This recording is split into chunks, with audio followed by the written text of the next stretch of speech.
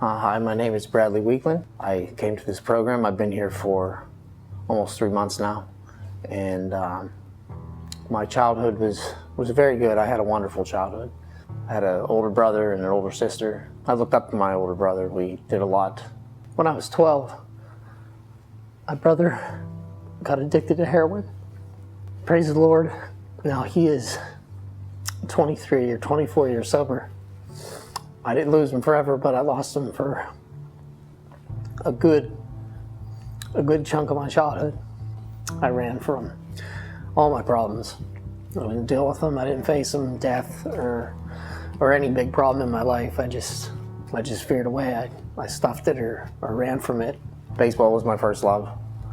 I had crazy focus, and there was nothing but me in the glove whenever I was out there. I thought that baseball was going to be it for me. There was a professional pitcher that came and watched one of my games, and he told me, he goes, "Son, if you keep doing what you're doing, you take care of yourself, and you're probably going to make it." And it wasn't but a couple months later I tore my rotator cuff. Took a year off baseball, but I knew my baseball, my pitching career was over. And at that time, I got engaged and was looking to get married, and I was working in the coal mines, and I got laid off from the mines.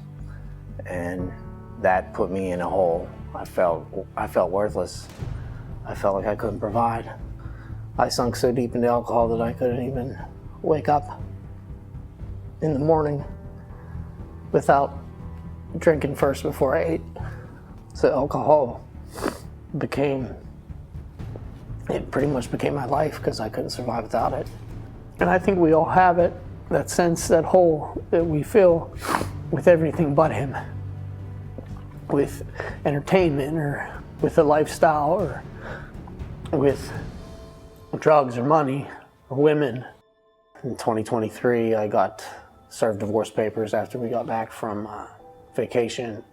And at that point in time, I was actually sober for a good bit of time, and that put me down again. And instead of reaching up, I reached back down, and I found a crack pipe for 3 months. At that point in my life, I wasn't scared to die, so it was like I didn't have anything to live for. Why not? So, the amount of money that I blew through, and the people that I was around, and people I've never been around in my life. I didn't participate in any form of prostitution or anything, but there were prostitutes in my car, and I was driving them around, and I think it was like 3 o'clock in the morning. I'm like, God, how did I get here? Because I was just their Uber. I was giving them rides, and they were feeding me my drug, and it was like, for me, it was like surreal. I never imagined in my life that I would be there. My parents got a hold of me, and they said, we're going to Florida. And they've been trying to get me to come here for probably the better part of 7 years.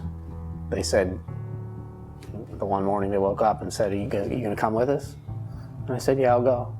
And they said, are you going to go to Loving Hands? And I said, I don't know. And I came here for a year. And I got a lot out of that year. And I felt that I needed to go out and at least try. So I was on my second attorney trying to get to be able to come in contact with my children. I got caught for a third DUI. Third, yeah. I don't even know how many I have. I prayed that night in jail, and the Lord made a way for me to get back here. And they accepted me, and I know that He's going to finish what He started in me.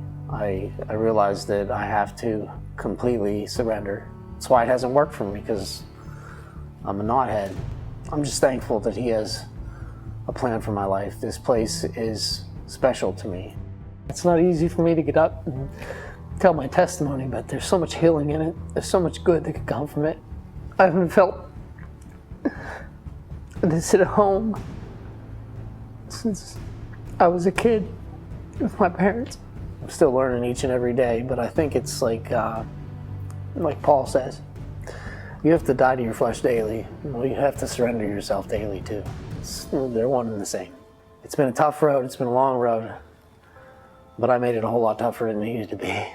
And there's only really one choice to make in life, and that's to choose God. Because if you choose Him, then all the other choices are easy to make.